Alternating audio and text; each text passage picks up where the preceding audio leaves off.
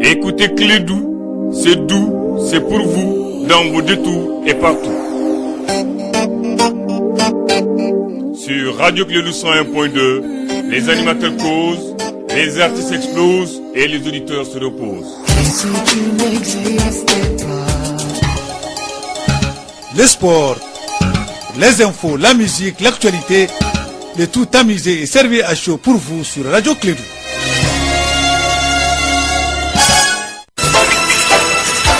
Radio Clédou, le journal avec Sotelma Malitaire. Mesdames et messieurs, fidèles auditeurs, inconditionnel de Clédou sa matinale, quel que soit le continent sur lequel vous êtes, et quel que soit le moment ou l'heure, vous êtes en train de nous suivre. Si vous entendez ma voix, vous êtes sur Clédou sans doute. Parce que ici, nous sommes à Bamako, capitale du Mali. Nous sommes en commune dans le quartier sans fil, sous la belle île de la cité du Niger, en direct du studio Djelibaba Abdoulaye Djigui Sissoko. Je vous parle, vous allez être informés. Il s'appelle Bakary Sekou Sissi, le présentateur de ce matin. Bakary, bonjour et bienvenue. Et bonjour Abdoulaye, bonjour à toutes et à tous. Bienvenue à cette édition, la première de Clédou Info. Dans ce journal, nous allons parler une fois de plus du report des élections législatives. Le parti élément, le changement, dit ne pas être d'accord avec cette décision. Le président du parti, Moussa Mara, demande aux autorités maliennes de se ressaisir afin de créer un cadre de dialogue autour de la situation. Il a été joint au téléphone par notre journaliste Mahamadou Khan. Sur un autre plan, bientôt 144 millions de litres d'eau potable par jour pour les Bamakois. Les ministres de l'énergie et de l'eau Sambouagé étaient hier sur les lieux pour voir l'avancement je vais dire des travaux. Mariam Kouyaté était notre envoyé spécial, donc il donnera les points, il donnera les précisions. Et puis sur un autre plan, lutter contre la piraterie des livres. Voilà, donc c'est le combat que se donne donc l'organisation malienne des éditeurs des livres OMEL. Hier, cette organisation donc était devant la presse au niveau du Palais de la Culture. Et notre reporter Étienne Agnari a participé à cette rencontre. C'est le titre de ce journal. Les développements dans un instant avec Bakary Sissé.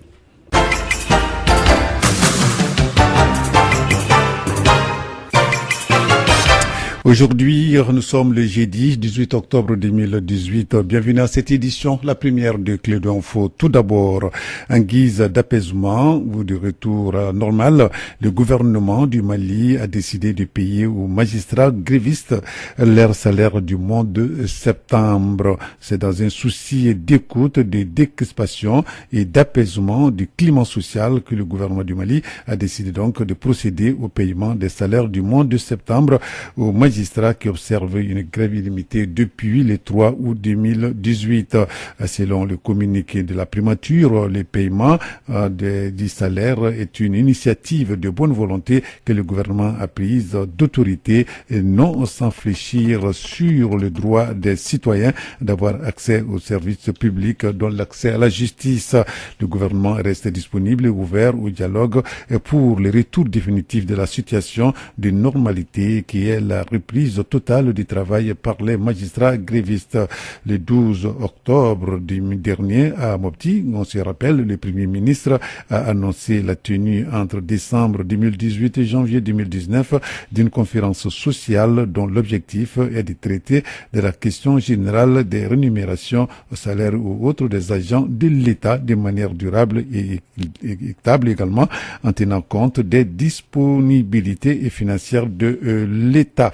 Toujours par rapport donc à cette grève des magistrats, donc le président de la République, Ibrahim Boubacar Keïta, a rencontré, c'était le lundi dernier, le conseil de la magistrature à Koulouba. La rencontre a été élargie au premier ministre Soumbédou Boubèye Mega, au ministre de la Justice Tiana Koulibaly, le président de la Cour suprême Noukoum Tapili, Ibrahim Boubacar Keïta est revenu d'abord sur le volet sécuritaire.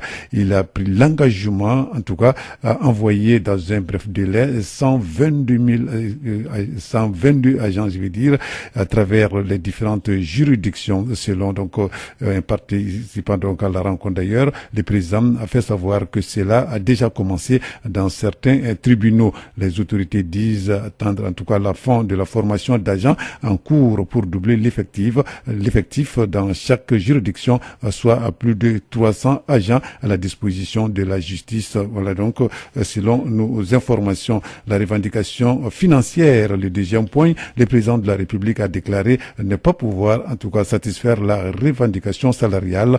Le pouvoir ne pourra donc donner même 1 franc pour le moment parce qu'il n'y a pas d'argent, a précisé le président de la République. Par contre, entre décembre et janvier à venir, il y aura donc une revue générale de la situation salariale de tous les agents qui tiendra compte de la particularité du cas des magistrats. Donc, a promis le président de la République tout en demandant tous à ses interlocuteurs de lui accorder un minimum de confiance. Voilà, donc cela veut dire tout simplement que l'affaire entre l'État et les magistrats donc est en route. Donc la résolution donc est en route. Donc nous souhaitons vivement que cela prenne fait rapidement. Je le disais dans les titres pour parler report des élections législatives dans notre pays. Le parti Yéléma, le changement, n'est pas d'accord avec cette décision. Dans un communiqué rendu public, c'était le mardi dernier, Moussa Mara, président du parti, fait part de sa vive préoccupation face à la prolongation du mandat des députés. Pour l'ancien Premier ministre, cette action vise, je cite, à donner un cadre légal à une action politique destinée à couvrir un vide constitutionnel. Il demande aux autorités maliennes de se ressaisir afin de créer un cadre de dialogue autour de la situation. Nous proposons de l'écouter. Il a été joint au téléphone par Mahamadou Kane. Vous vous rappelez sans doute qu'il y a 1 mois, le gouvernement avait adressé un courrier à la Cour constitutionnelle pour lui demander son avis sur le report éventuel des législatives et la prorogation du mandat des députés. Et la Cour constitutionnelle a répondu très justement pour dire que c'est une disposition qui n'est pas prévue par la Constitution. La Constitution malienne ne prévoit en aucun cas la possibilité ni de reporter des élections ni de proroger le mandat des élus. Mais malheureusement, à notre grand étonnement, il y a quelques jours, la même Cour constitutionnelle a changé d'avis à la suite de la saisine du président de l'Assemblée nationale qui a sans doute évoqué la grève des magistrats, des cas de force majeure ayant empêché les candidats de déposer leur candidature. On suppose, parce qu'on n'a pas la saisine du président de l'Assemblée nationale. Mais nous, par principe, nous sommes opposés parce que la Constitution stipule que le député est élu pour 5 ans, pas 1 jour de plus. C'est le gouvernement qui doit organiser des élections pour que le renouvellement de l'Assemblée se fasse. Si le gouvernement n'arrive pas à organiser des élections, c'est un échec du gouvernement. Et c'est un échec de la majorité qui gouverne notre pays et qui se retrouve aussi à l'Assemblée nationale. Donc, échouer à faire quelque chose et demander à ceux qu'on vous proroge parce que vous avez échoué, c'est quelque chose qui est même contraire, je pense, au bon sens, à l'objectivité et à ce qui doit être fait. Troisième élément, c'est un précédent dangereux. On demande à l'Assemblée nationale de voter une loi organique pour proroger le mandat des députés. Qu'est-ce qui nous dit que dans 6 mois, dans 8 mois, quand on arrivera au terme de la prorogation, qu'il n'y aura pas d'autres arguments pour proroger encore? Et de prorogation en prorogation, on va se retrouver en plusieurs années de mandat blanc de députés dépourvus de légitimité. Et je dirais, on peut même l'étendre jusqu'au mandat du chef de l'État, qui lui aussi, au terme de son mandat, on peut toujours avoir la possibilité de dire pour telle raison, on ne peut pas organiser d'élection, donc prorogeons le mandat. Voilà donc les présidents du parti Yéléma, les changements Moussa Mara, ils sont au téléphone par Mahamadou Kane par rapport au report des élections législatives. Sur un autre plan, les travaux du projet d'alimentation en eau potable de la ville de Bamako à partir de la localité de Kabala avancent normalement à bientôt 144 millions de litres d'eau potable par jour pour les Bamakois. Le ministre de l'énergie et de l'eau, Samouagé, était sur les lieux hier pour observer en tout cas l'évolution des travaux. Mariam Kouyaté, reportage. Le ministre de l'énergie et de l'eau, Sambouagé, est allé s'enquérir de l'état d'avancement des travaux du projet d'alimentation en eau potable de la ville de Bamako à partir de la localité de Kabala. Les travaux avancent normalement, conformément au planning des entreprises. Le constat a été fait par le ministre de l'énergie et de l'eau. Bientôt, les Bamakois auront suffisamment de l'eau potable car d'ici fin décembre 2018, la population aura 144 millions de litres d'eau potable par jour. Le projet d'eau de Kabala permettra de mettre fin à la crise récurrente de l'eau potable dans la capitale. Après le chantier du projet d'eau de Kabala, le ministre s'est rendu à la cité universitaire dans la même localité. Il a également visité l'installation autonome de production d'eau potable du site qui s'apprête à accueillir 40 000 étudiants au titre de l'année universitaire 2018-2019. Le taux d'exécution global des travaux est de 80%, a souligné Mamadou Sangaré, coordinateur du projet d'eau de Kabala, tout en assurant le respect strict des délais contractuels des marchés. Les premières gouttes d'eau de Kabala seront donc disponibles au plus tard le 14 décembre 2018, a-t-il confirmé. Il faut aussi le souligner, les logements qui ont été touchés lors de l'exécution du projet de Kabala ont été dédommagés avec un financement de la Banque mondiale. Cette visite du ministre en charge de l'énergie s'inscrit dans la mise en œuvre du programme présidentiel d'urgence sociale d'accès à l'eau potable. Voilà, merci Mariam Kouyaté, une bonne nouvelle en tout cas pour les Bamakois. Sur un autre plan, je le disais également, dans les titres, lutter contre la piraterie des livres, c'est l'un des combats de l'organisation malienne des éditeurs des livres OMEL. Il a organisé hier une rencontre au Palais de la Culture de Bamako. Le compte rendu est signé Etienne Yaré.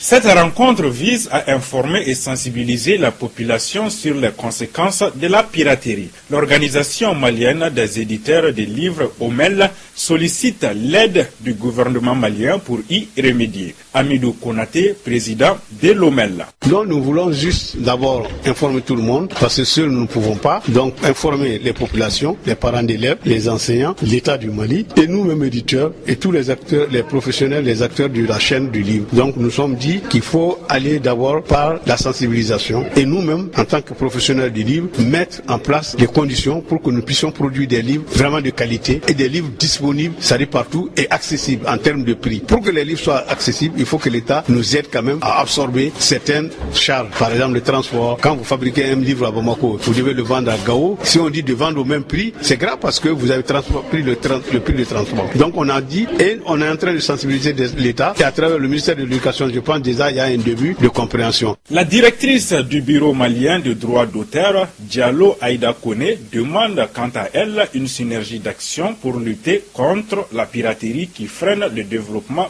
des auteurs. Pour qui connaît aujourd'hui la piraterie dépasse toutes les frontières. C'est un phénomène interplanétaire, un phénomène continental. Et donc je pense qu'ensemble, nous devons penser globalement et agir localement. Parce que chaque société a ses problèmes spécifiques. Et c'est en tenant compte de nos problèmes spécifiques, en s'attaquant à nos problèmes spécifiques, que nous pouvons résoudre nos problèmes spécifiques. Raison pour laquelle je dis, nous devons penser globalement et agir localement. Parce que d'un pays à un autre, les causes de la piraterie varient. Alors aujourd'hui, c'est vrai, vous pouvez dire que le bureau malien du droit d'auteur est interpellé, mais nous tous, nous sommes interpellés pour cette lutte. L'organisation malienne des éditeurs des livres OMEL a été créée en 1996. Elle vise à promouvoir notamment les actions des éditeurs.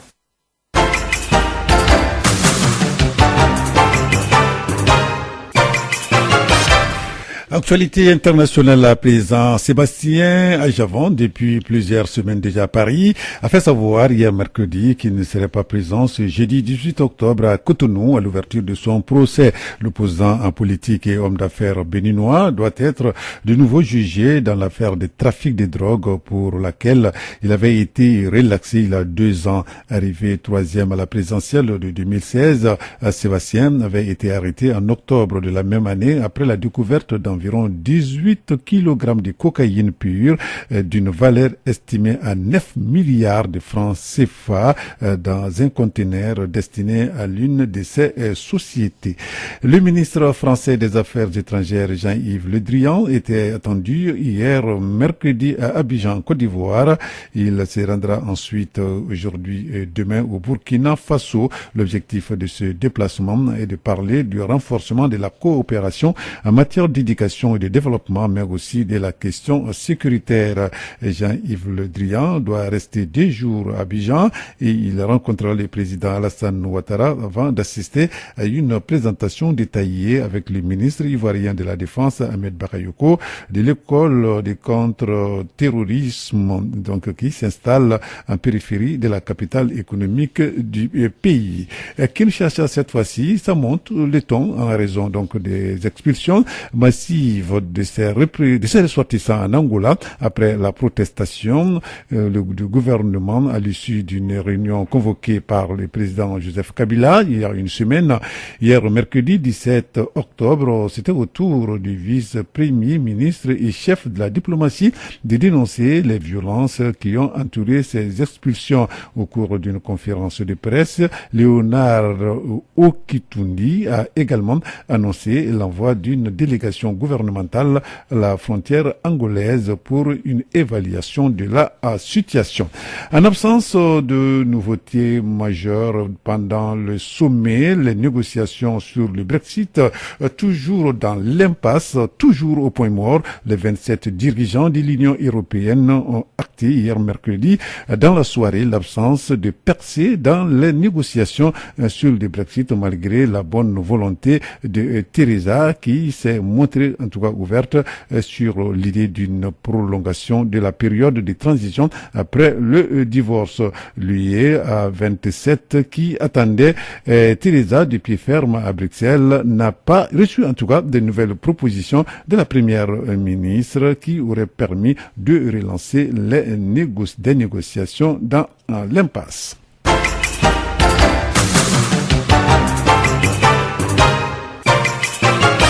Retour ici à Bamako, initier les hommes des médias au premier secours, tel est l'objectif d'un atelier de 3 jours organisé par le Comité international de la Croix-Rouge CICR en partenariat avec la Croix-Rouge malienne. Nous allons écouter ici Jean-Nicolas Marty, il est le chef de délégation du CICR.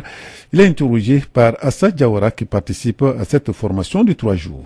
Si nous avons décidé au CICR d'organiser cette formation pour les journalistes, c'est que nous sommes parfaitement conscients du risque que les journalistes prennent au jour le jour dans leur profession, en allant sur le terrain, en allant au contact des gens qui souffrent ou qui ont des besoins particuliers. Et c'est dans cet esprit de coopération ou de collaboration entre le CICR et la presse et les journalistes que nous souhaitions vous faire bénéficier de cette formation en premier secours. J'espère que vous aurez l'occasion d'en profiter pendant ces 2 ou 3 jours, que vous pourrez aussi profiter de poser toutes les questions qui vous sont chères en ce qui concerne les activités du CICR, en ce qui concerne le droit international humanitaire, donc les conventions de Genève, qui sont applicables au Mali. Pour nous, il est particulièrement important que les hommes et les femmes de médias comprennent bien ce que le CICR fait, comprennent bien ce que le CICR ne peut pas faire et comprennent bien quelle est l'identité de la Croix-Rouge internationale, de la Croix-Rouge malienne et des autres composantes du mouvement. Pour nous, il est aussi important de garder en tête, parce que c'est parfois oublié, que les journalistes bénéficient d'une protection spéciale au titre du droit international humanitaire. Vous savez que dans le droit international humanitaire, il y a un certain nombre de gens qui sont protégés. Eh bien, les gens des médias, les journalistes sont aussi nommés, ils sont au bénéfice d'une protection particulière dans le droit international. Voilà, Jean-Nicolas Marty, chef de délégation du CICR, propos recueillis par Assa Diawara. C'est ce qui m'a fait cette édition, la première de Clé de Info. Il est exactement 7 heures, passées de 17 minutes plus précisément. Restez avec nous dans un instant, la rubrique Elect sur notre antenne. Présentation Bakary Sissé, mise en onde Abdoulaye Andane. Radio Clé, le journal avec Sotelma Malitaire.